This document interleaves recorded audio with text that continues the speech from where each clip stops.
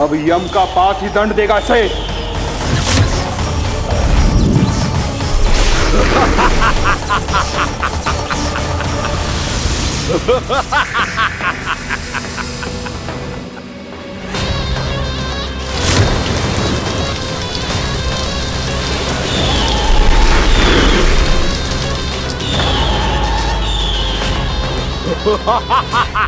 तूने जल की धार को भले ही काट दिया हो दुष्ट, पर हिम में धार नहीं होती।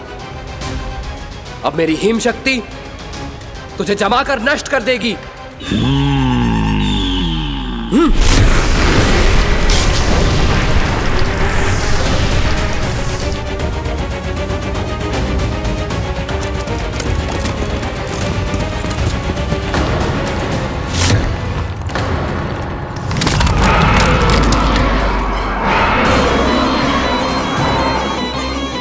चंद्र, वरुण, यम, अग्नि, इंद्र, तुम में से कोई भी इस योग्य नहीं है कि मुझे पराजित कर पाए और इस विष्णु अवतार की रक्षा कर पाए।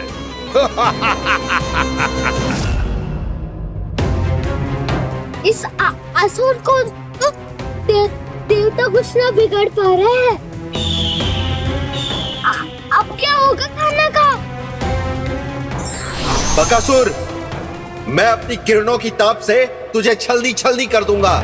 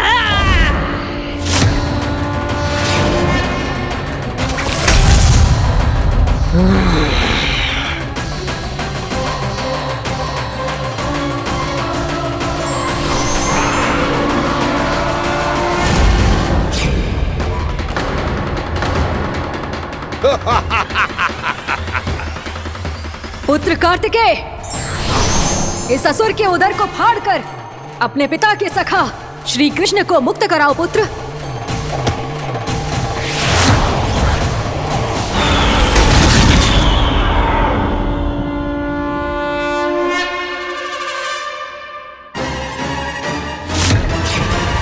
मैंने कहा था, तुम में से कोई भी मेरा बाल भी बांका नहीं कर पाएगा।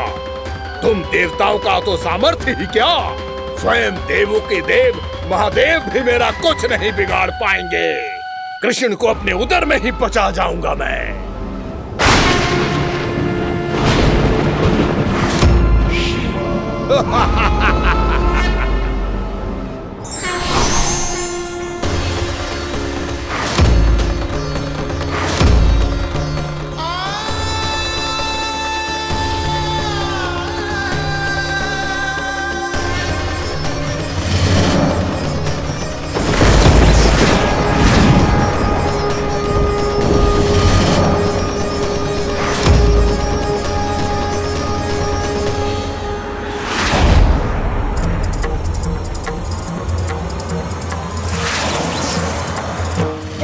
शिव शंकर का त्रिशूल है। एक ही बार में इस असुर का प्राण ले लेगा ये। हाँ, महादेव का त्रिशूल।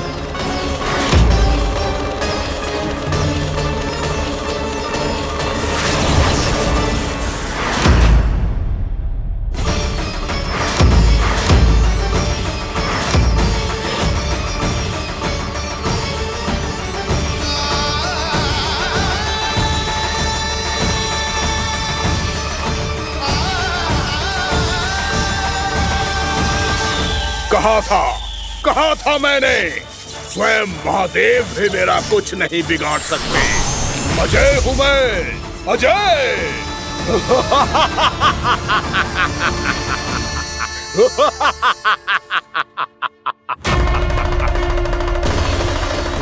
प्रभु, आपके त्रिशूल की महिमा तो अपरंपार है, तो फिर ये ठहर क्यों गया? आपने अपने त्रिशूल को वापस क्यों ले लिया महादेव? इस दुष्ट का संहार क्यों नहीं किया? क्योंकि इसकी मृत्यु मेरे हाथों नहीं, मेरे सखा नारायण के अवतार श्री कृष्ण के हाथों ही होगी, और यही विधि का विधान है। पर पिताजी, श्री कृष्ण तो इस असुर के उदर में फंसे हुए हैं, हम उन्हें मुक्त कैसे कराएंगे? ये उन्हें स्वयं ही मुक्त करेगा पुत्र। श्री कृष्ण अपने अपमान से क्रोधित नहीं होते, पर अपने भक्तों का अपमान वो क्षण भर भी सहन नहीं कर पाते। वकासुर यही भूल कर रहा है, हम सबका निरंतर अपमान करके वो उन्हें क्रोध दिला रहा है। वो ये नहीं जानता कि शीघ्र ही उन्हें अपने उदर में रख पाना उसके लिए असंभव हो जाएगा।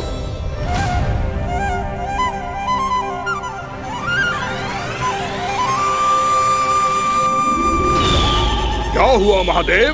पराजित होकर भी मुस्कुरा रहे हैं।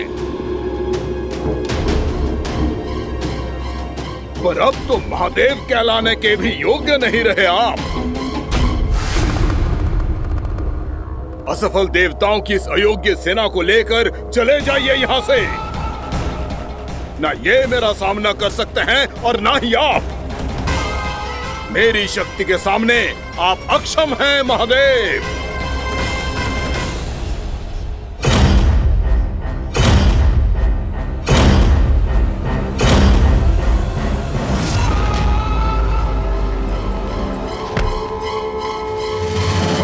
सुधा, जिस दुष्ट ने मेरे लल्ला को निगलो है ना, भीतर से जलेगो, छटपटाएगो, पीड़ा से कराएगो। जिस दुष्ट ने मेरे लल्ला को निगलो है ना, भीतर से जलेगो, छटपटाएगो, पीड़ा से कराएगो। ये क्या हो रहा है मुझे?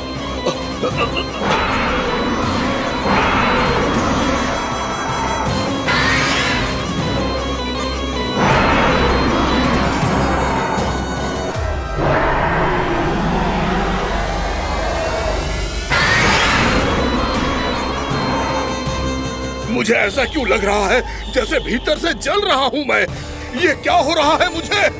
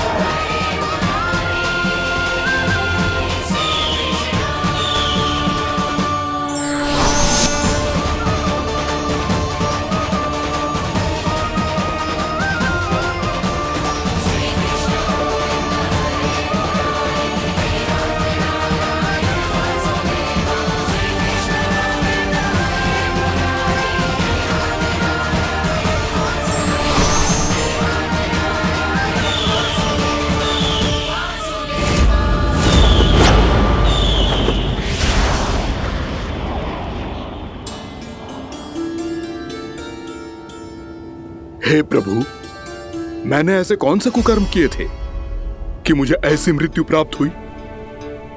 और ऐसे कौन से सुकर्म किए थे? क्या आपके हाथों से मुझे मोक्ष प्राप्त हुआ है प्रभु? सीमित स्मरण करो, हे गिरीश की पुत्र वक्कासुर। स्मरण करो, कैसे अपने पिता की तरह अभिमान से भरे हुए थे तुम। स्मरण करो, कैसे हमें पराजित करने के लिए पूरी सृष्टि को संकट में डाल दिया था तुमने, और हमें विवश होकर पराजय स्वीकार करनी पड़ी थी। स्मरण करो, कैसे तुमने देवराज इंद्र का छत्र चुरा लिया था। पर यह सब भी पर्याप्त नहीं था वक्कासुर। तुम्हारे पापों का घड़ा तब भरा था जब तुमने देवी गंगा के जल में साधना करते हुए जजाली मुनि की तपस्या में व्यवधान डाला था।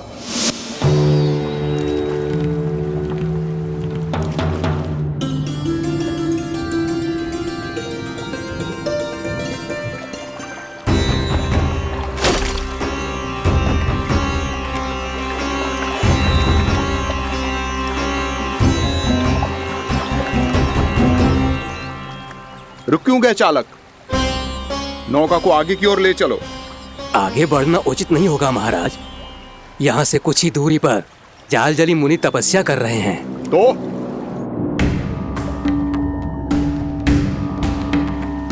मेरे मत्स्य आखेट के क्षेत्र में इसने तपस्या करने की भूल की है। मेरे ही राज्य में मेरा कोई क्षेत्र मेरे लिए वर्जित हो, यह मुझे स्वीकार नहीं है। आपने पर्याप्त मत्स्य आखेट कर लिया है महाराज। यदि तुम इन मछलियों का आहार नहीं बनना चाहते हो, चुपचाप मेरी आज्ञा मानो। क्षमा, क्षमा महाराज।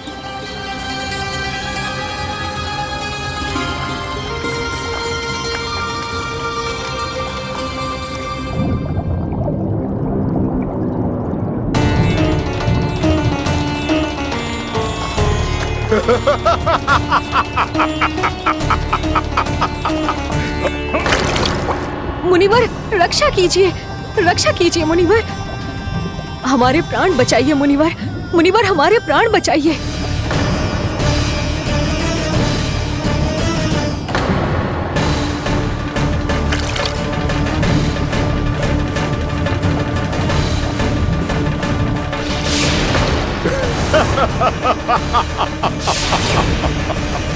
ठहर जाओ असुरराज। इन मछलियों को हानि ना पहुंचाओ। क्यों मुनि? अब मछलियां पकड़ने के लिए मुझे तुमसे आज्ञा लेनी पड़ेगी। तुमने तपस्या करने से पहले किससे आज्ञा ली थी? मां गंगा से, इस जल में रहने वाली सभी मछलियों से। इस उपकार के बदले इन सभी मछलियों को रक्षा करने का वचन दिया था। इसीलिए असुरराज, मैं शांति से कह रहा हूं, इस स्थान को अशुद्ध ना करो। चुपचाप यहां से चले जाओ, नहीं तो इसका परिणाम अच्छा नहीं होगा।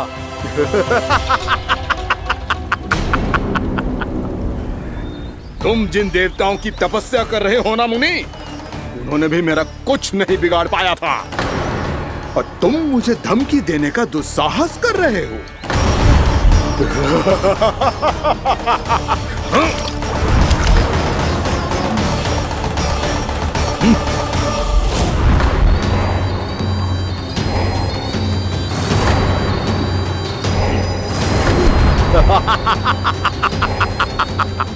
मूर्ख, विचारों से तो तू राक्षस है ही, और स्वभाव से उस बगुले की तरह है जो भूख ना होने पर भी उन निर्दोष मछलियों को आहार बनाता रहता है।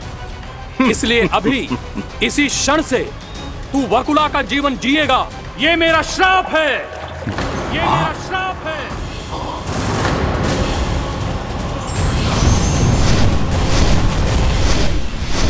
श्राप पाने के बाद तुम्हें आभास हुआ कि तुमने कितना बड़ा अपराध किया था, और तब तुम जजाली मुनि से क्षमा याचना करने लगे। तुम्हारे अपराध बोध को जानकर मुनि श्रेष्ठ शांत हुए और उन्होंने तुम्हें वरदान दिया।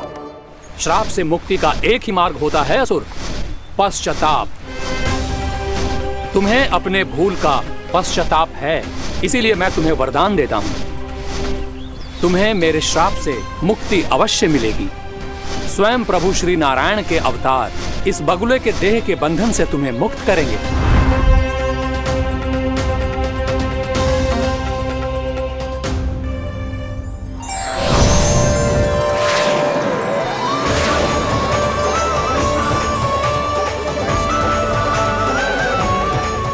हम स्वीकार करें प्रभु।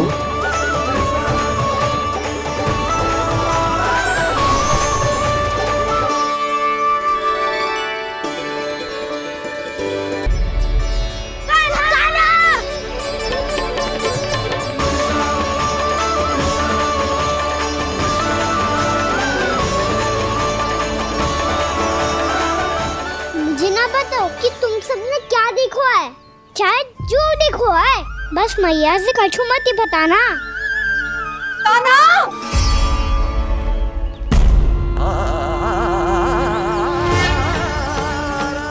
कान्हा! मेरा लल्ला!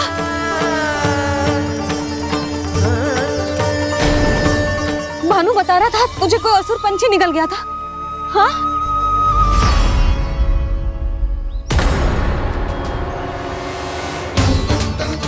हे नारायण, ये क्या है?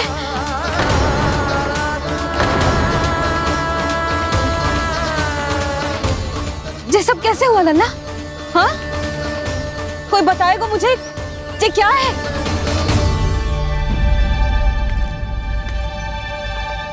श्रीधामा, मधुमंगल, चिची को सब कुछ बता दो। ये असुर पक्षी मुझे निगलने वाला था रानी भाभी, तभी अंतिम क्षण में कान्हा ने आके मुझे बचा लियो।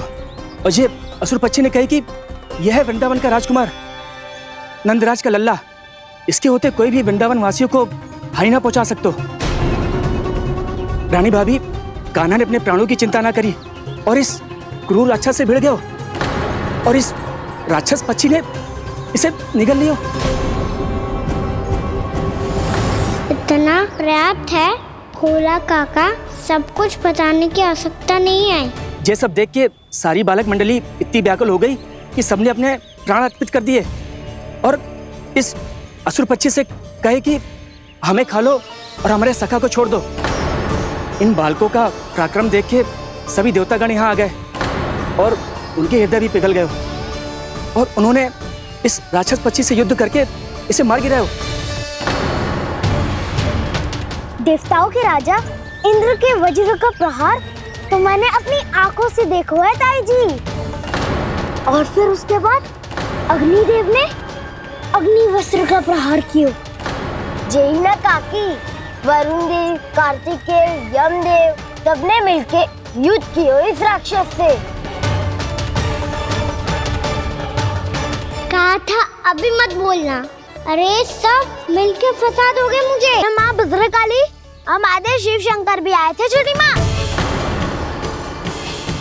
जाओ आप भी। बाबा साईता, मुझे लगता है कि ये कान्हा भी इन्हीं देवताओं में से एक है। संभव तो है चीची, स्मरण है पूतना और तृणावर्त के आक्रमण के समय भी ऐसा ही हुआ था। सभी राक्षस मारे गए थे पर अपने कान्हा को एक खरोच तक न आई थी। हाँ जीजी, मुझे लगता था कि श्री नारायण की विशेष कृपा है हमारे कान्हा पे, पर अब तो देख के लग रहा है कि हमारा कान्हा ही स्वयं श्री नारायण है। या फिर उनका अवतार है ये। अरे बस करो तुम सब, ऐसा कछु ना है। अरे जितनी बात सुनी है उससे तो यही लग रहा है कि कान्हा देवताओं और असुरों की युद्ध के बीच में फंस गया था। उसका इस सब से कोई लेना देना ना है। तो फिर इसके तन पे एक भी खरोच क्यों ना आया नंदराज? हाँ,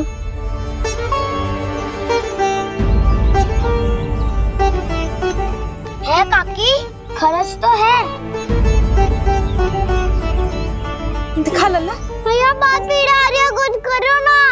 चिकोपिया भी ना अति करती है। श्री नारायण का अवतार हो तो इतनी तनिक सी खरोच पे ऐसे रो तो क्या? बस बहुत होगा। अब तो तुम सबने सीमा ही पार कर दी है। कभी से श्री नारायण बुलाते हो, कभी श्री नारायण का अवतार। तनिक कछु हो ना जाता है कि तुम सब कहानियां बुनने लगती हो। जे बस साधारण सा बालक है, मेरा लल्ला है जे भगवान मत ही बनाओ।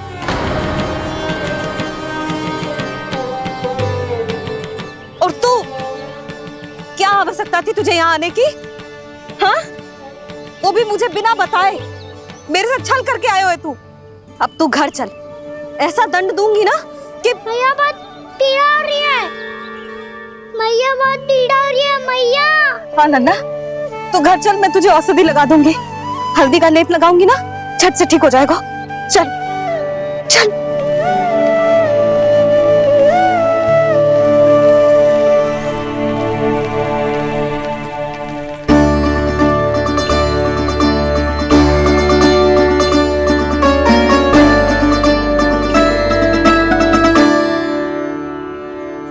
बस लल्ला बस, रो मत। चल चल चल आजा, अभी औषधि लगाऊंगी ना, तेरी सारी पीड़ा लुप्त हो जाएगी। आजा आजा, बैठ जा लल्ला। अभी आई मैं। हाँ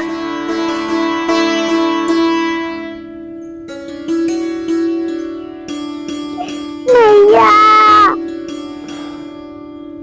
अरे तो अभी तक रो रो है? क्या कह रही थी सारी गोपियां? बता। के मेरा लल्ला श्री नारायण का अवतार है, दिव्य है, भगवान है। और जो भगवान इतनी छोटी सी चोट पे रोते हैं क्या? इतनी तो लगी भी ना है तुझे जितना तो तू आ ऊ कर रो है।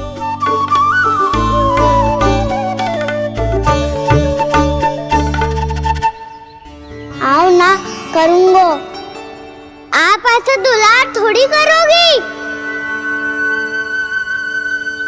ओहो, वृंदावन का गौपालक जो इतनी छोटी सी चोट पे रोता है ना, गोप बालकों का मुखिया इतनी छोटी सी चोट पे रोता है। मेरा लल्ला तो सबसे शक्तिशाली है, जो इतनी छोटी सी चोट तो क्या बड़े बड़े राक्षसों से भी ना घबराता है। हाँ, एक बार में सबको समाप्त कर देता है कि ना? हाँ मैया, यदि कोई राक्षस वृंदावन की ओर तेरी दृष्टि करके आएगा तो सबसे पहले कान्हा को सुरक्षा में खड़ा पाएगा, फिर चाहे जो बाल बन के आए या बगुला बन के।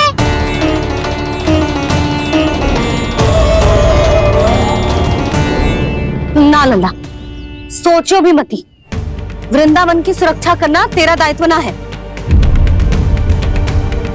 तुझे और कोई संकट का सामना करने की आवश्यकता ना है। अभी तो मेरी पीड़िता का हरण कर रही थी, अचानक से क्या हो गया मैया को? कोई आवश्यकता ना है तुझे ऐसे संकटों का सामना करने की। आने दे आज तेरे बाबा को, सीधा सीधा बोल दूंगी।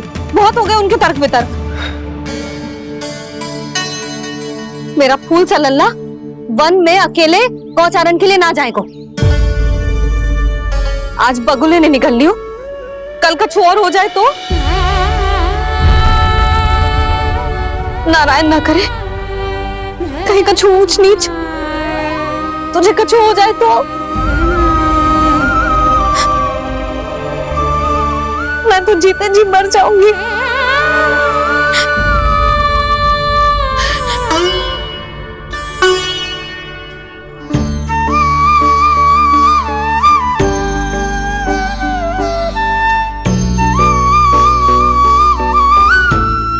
लल्ला की वीर मैया इतनी सी बात तो रोती है क्या? क्या करूं कान्हा, तुझे ऐसे बार बार संकट के मुंह में जाते हुए ना देख सकती मैं। तो फिर मैया मैं वचन देता हूँ, आज के बाद मैं गौचारण के लिए तभी जाऊंगा जब आप आज्ञा दोगी। पक्का? छल ना करेगा ना मेरे साथ? मैंने कब छल करो मैया? अच्छा ठीक है, ना करूँ छल। यदि आपसे पूछे बिना बाहर निकलो तो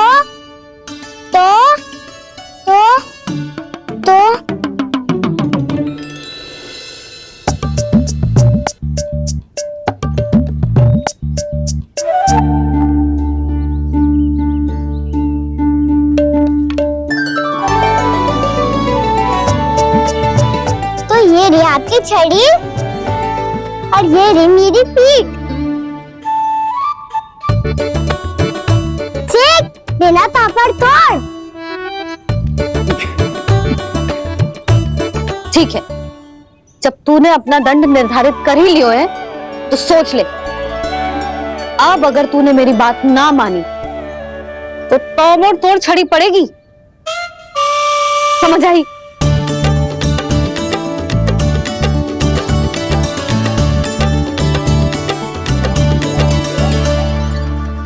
अच्छा ही है कि कान्हा कुछ दिन घर ही रहे। आज वन में जो हुआ है अवश्य कंस ने ही करवाए हुए वो सब।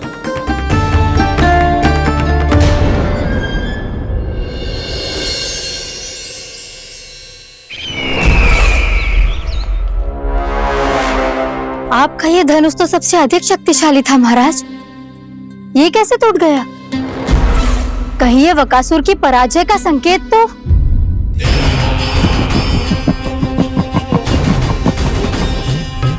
प्राप्ति, लगता है तुम्हें शुभ समाचार मिला नहीं। उस बकासुर ने उस विष्णु अवतार को जीवित ही निगल लिया है। अरे अब तक तो उस नन्हे से बालक को पचा भी चुका होगा वो। उसके तन में रक्त बनकर वो विष्णु अवतार और उसकी शक्तियां और रही होंगी। क्षमा कीजिए महाराज। क्षमा कीजिए, इस अशुभ से मुख से शुभ समाचार आने दो। माथे के बल को ढीला करो, चेहरे पर मुस्कान लाओ और कहो, महाराज, वृंदावन में मातम फैल चुका है। मैं ऐसा ही करता महाराज, यदि सूचना सत्य होती तो।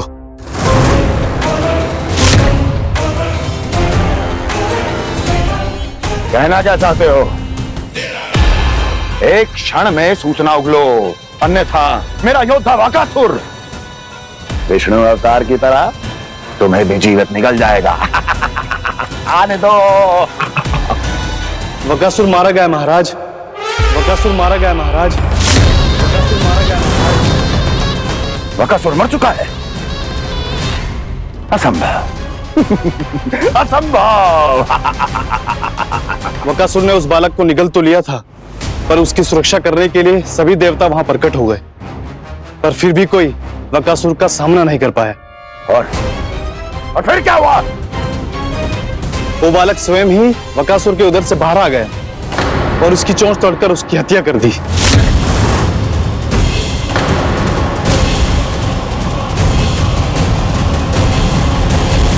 वन में बकासुर की चोंच टूट गई और यहाँ आपका ये धनुष।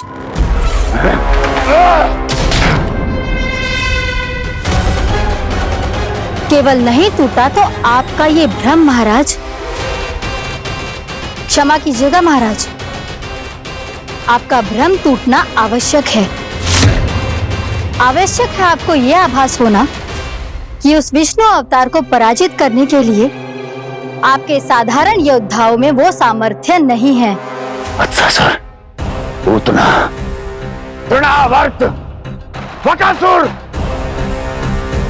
ये सब साधारण नहीं थे प्राप्ति, साधारण नहीं थे।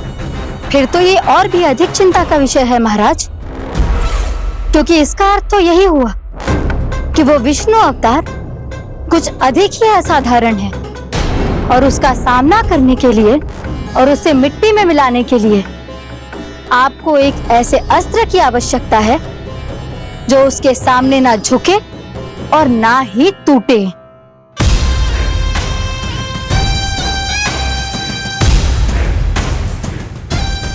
तो फिर मैं ऐसा ही असतर ढूंढूंगा, चाहे आकाश पाताल एक क्यों ना करना पड़े मुझे, 10 दिशाएं 14 भुवन क्यों ना नापने पड़े मुझे, मैं उस असतर को अवश्य ढूंढ निकालूंगा जो उस विष्णु अवतार के प्राणों की डोरी इस धनुष की तरह तोड़ सके।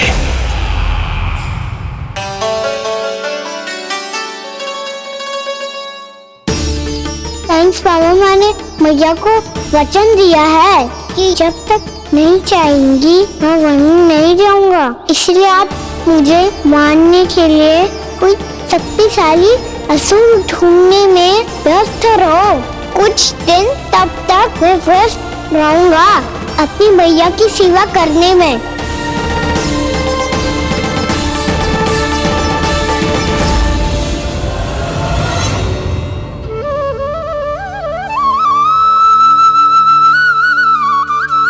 लो मैया, तुलसी जी को चढ़ाने के लिए जल।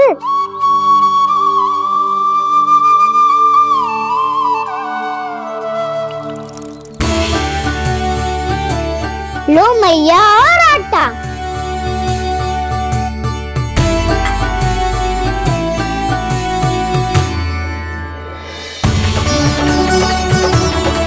लो मैया, बेलन।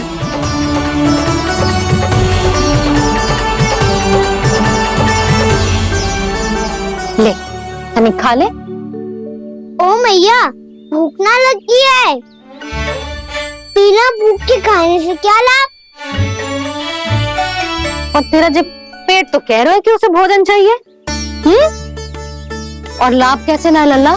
भोजन का लाभ है ना, तन को पोषण मिलेगो, स्वास्थ्य बनेगो, जो तेरी भुजाओं में शक्ति आ जाएगी, ताऊ के जैसी, ताऊ से भी अधिक। तेरे जे केस भी लंबे हो जाएंगे। सच्ची मैया? सच्ची। माप के देख लियो नित्य दिन। तने खा।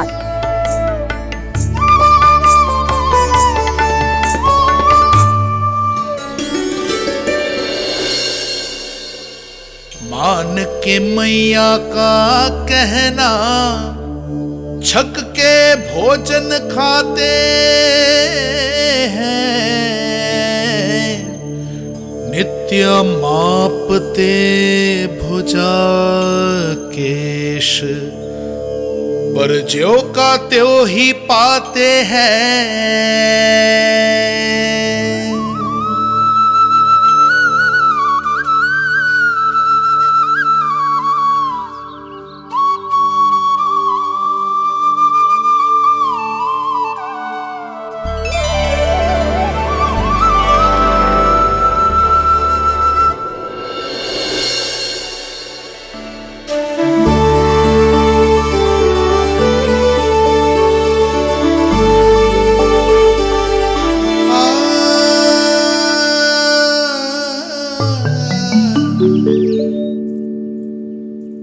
ले लल्ला, फल खा ले। ना, मुझे ना खाने फल वल। क्यों? लंबे केस और शक्तिशाली भुजाएं ना चाहिए? व्यर्थ है ये सब। पिछले 10 दिनों से देख रहा हूँ, ना केस लंबे हुए हैं, ना भुजाएं शक्तिशाली बनी है। 10 दिन में का चुनाव होने वाला। 10 सप्ताह ऐसे खाएगो ना, तब जाके कुछ बदलाव दिखेगो। समझ आई? चल अब खा ले। वैसे भी मुझे बहुत सारी तैयारियां करनी है आज। इसीलिए भैया, एकादशी के व्रत के लिए लल्ला। सुनो जी, सारी सामग्री आ गई? हाँ, तुमने जो कही थी सब ले आए हूँ।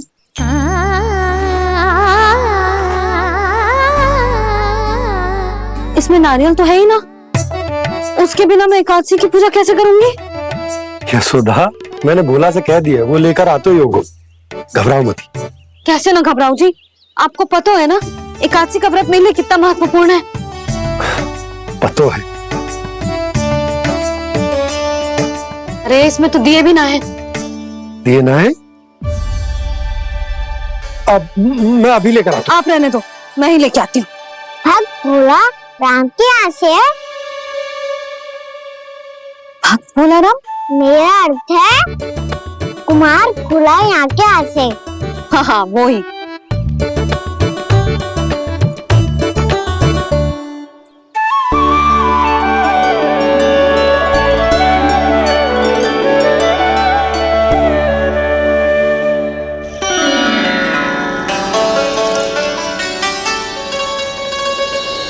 श्री हरि, श्री हरि, मेरे श्री हरि।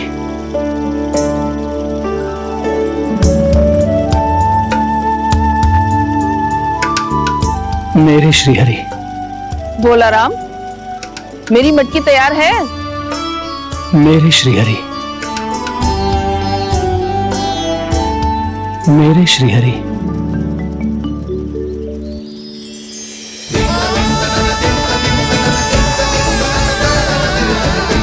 भोला राम,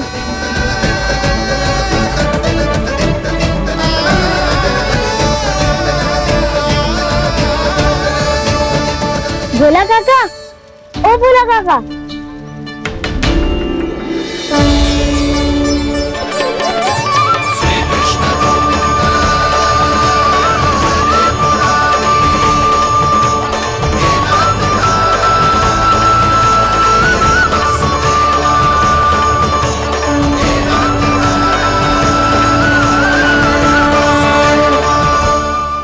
अरे श्रीहरि प्रसन्न हो गए, मेरे श्री हरि आ गए, मेरे भगवान आ गए, मेरे श्री हरि आ गए, मेरे भगवान आ गए, मेरे श्री हरि आ गए, मेरे भगवान आ गए, मेरे श्री हरि आ गए, मेरे भगवान आ गए, मेरे भगवान आ गए, मेरे घर मेरे भगवान आ गए।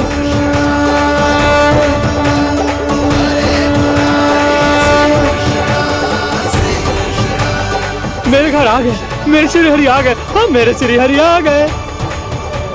ये तो बावले थे ही, अब बालकन को भी साथ में मिला लिए। उज्जवल क्या कर रहा है? अरे ठहर जा भोला।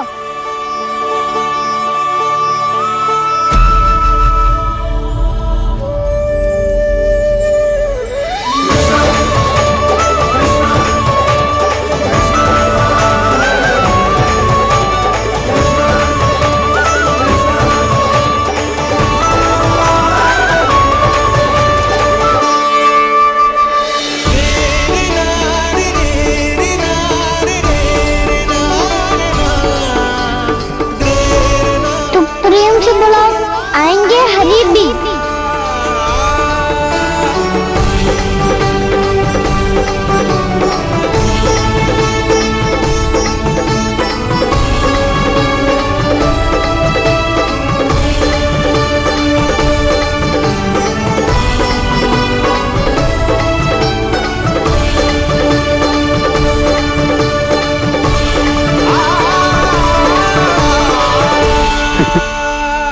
क्या वो गाना?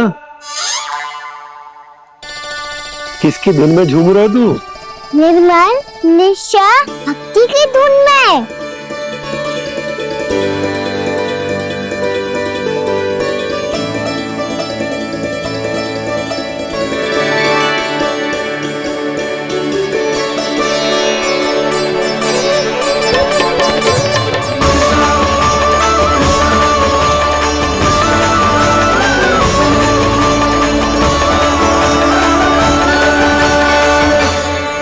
अरे क्या हो गया इन्हें?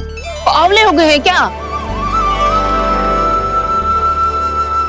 ठहरो, कोई आवश्यकता ना है ऐसे बावलों की तरह नाचने की।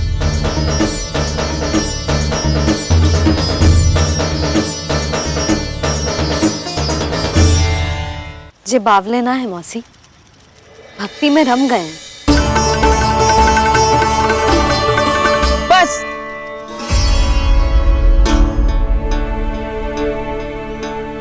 हम सब कब से खड़े हैं यहाँ और तुम्हें कुछ ध्यान ही रहा है?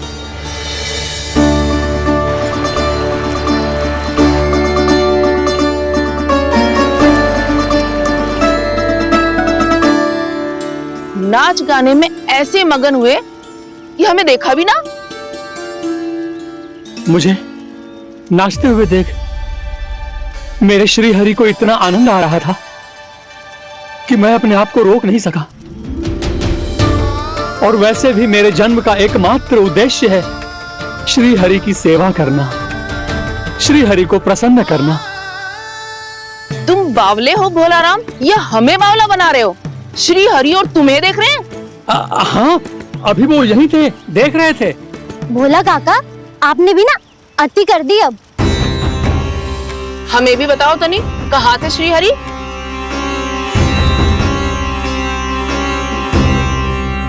ना जाने अपना उपहास करवाने में क्या आनंद आता है इन्हें।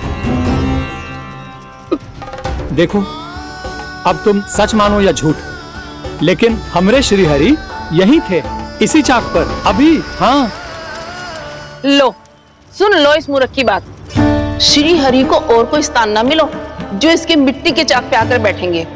श्री हरि को और कोई स्थान ना मिलो जो इसके मिट्टी के चाक पे आकर बैठेंगे। श्री हरि को और कोई स्थान ना मिलो जो इसके मिट्टी के चाक पे आकर बैठेंगे। जैसी मैया भैंसुरी लल्ला, दोनों का कुछ पता ही ना चलतो, कब किस बात पर प्रसन्न हो जाए और किस बात पर रुष्ट। अरे मैं भला असत्य क्यों बोलूंगा? अभी अभी यही थे श्रीहरि। हाँ,